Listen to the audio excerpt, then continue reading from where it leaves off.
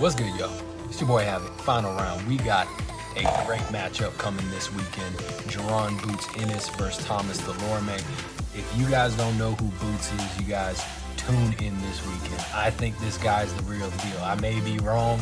You know, we may figure out, he may get exposed in a sense, but I think this guy's the real deal. I look at everything he proposes and he does it all. He does it all well. Right now, it's just a matter of getting these matchups, getting the experiments, getting the resume, and just proving himself at this point, because he has all the tools you need: the speed, the power, the combinations, the footwork. He's a switch hitter. I would say he's more fluent than Terrence Crawford as a switch hitter. Terrence Crawford kind of takes some time to make adjustments when he switches from orthodox to southpaw. This guy will literally switch up his stance, and it's like he can go straight into the fight without even thinking about it, and he doesn't need to adjust. He just gets in the rhythm, in the flow so effortlessly, which is absolutely crazy. You know, I've seen him let his hands go, fight in the pocket, fight going backwards, forwards. He does it all, man. So if you don't know who this guy is, tune in. I think he's the truth. I think he's the real deal. The only thing I would say left is seeing how good his chin is. I think this could be a good fight to see because he could get caught. Thomas Dulorme is a formidable opponent. Thomas Dulorme, you know, has a very aggressive temperament. He has good speed, good power. He's a solid boxer. But let's reference last week when I was talking about Shakur Stevenson versus Jamel Herring. One of the things I noted was Jamel Herring is kind of a one-geared fighter. He's a good boxer, but he's not a great boxer. He kind of is stuck within one tempo. He's not the type of guy who can give you different looks and different looks stylistically, and he can't really make too many adjustments throughout a 12-round fight. And same with Anthony Joshua. You know, a lot of people went crazy before the Usyk fight. I was saying, Anthony Joshua doesn't grab my attention that much. He's not as good of a boxer as most people think he is, because he's kind of one-geared. You know, good fundamentals, good technique, solid timing and rhythm and stuff like that. But, you know, not that guy who can tactically fight for 12 rounds and give you different looks and different adjustments. And I think the same goes for Thomas Dulorme. I think he's a one-tempo type guy. I don't think he's going to be able to give you too many different looks.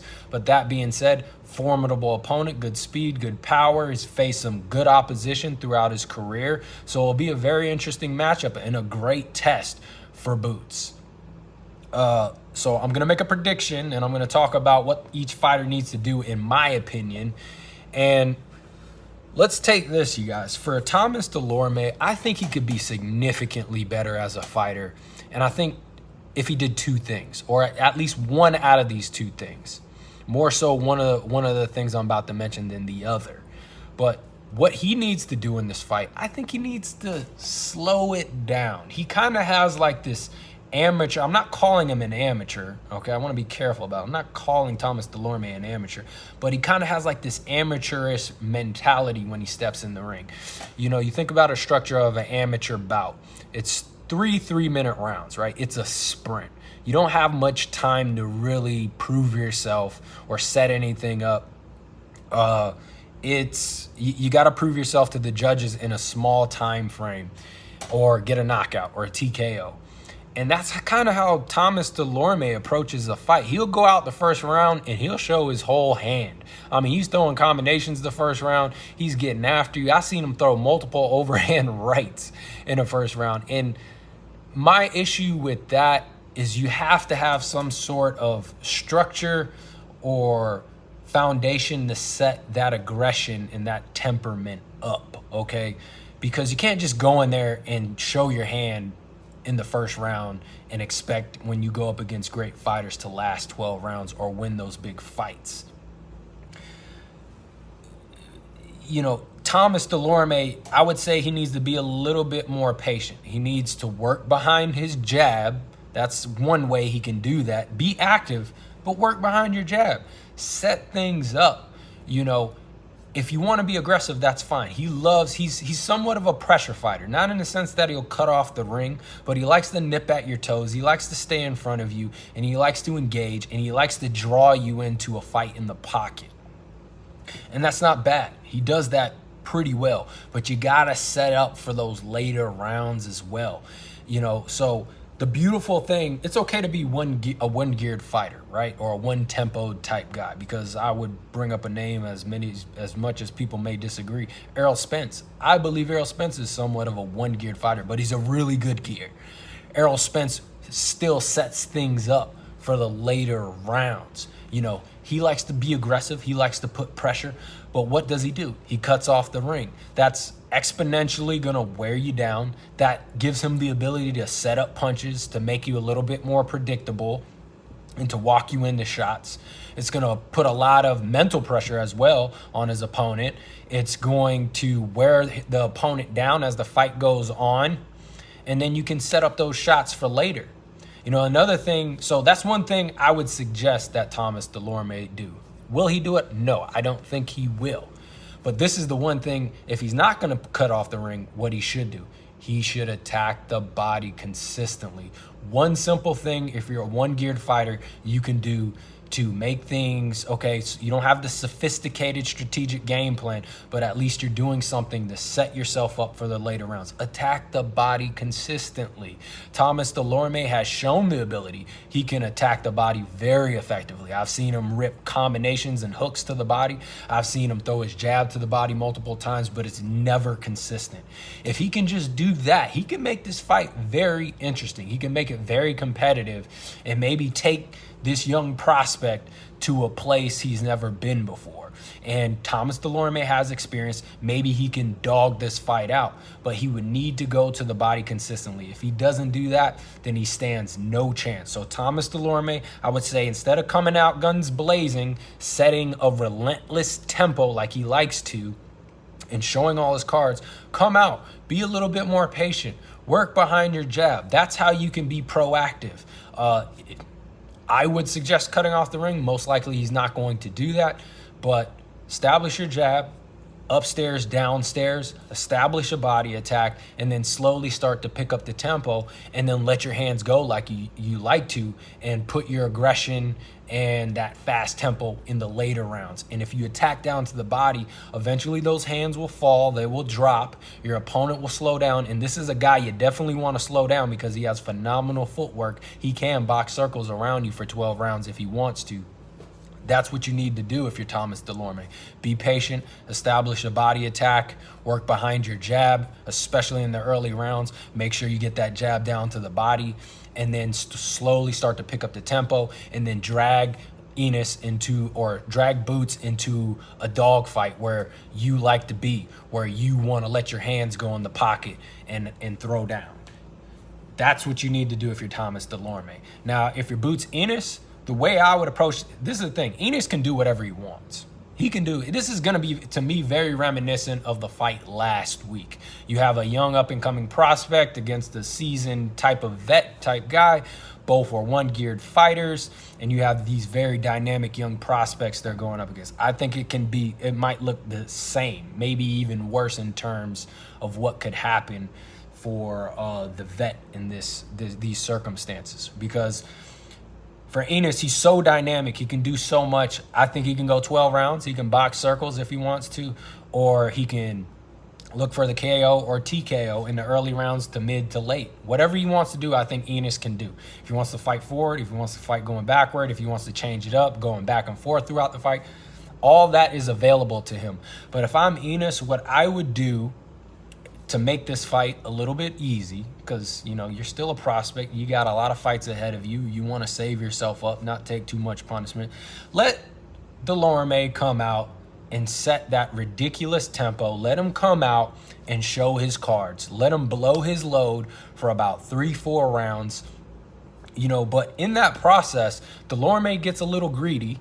He likes to get ahead of himself, and in those opportunities, that's where Boots needs to utilize his phenomenal reflexes and counter abilities and combination punches. I don't want to see him hang in the pocket for too long, because Thomas Dulorme will try to bait Boots into turning the fight into that. It's okay to let Dulorme set the tempo and the pace, but you don't want to completely fall into the fight he wants you to fight, which is having a throwdown, okay? A throwdown in the center of the ring. You don't want to do that.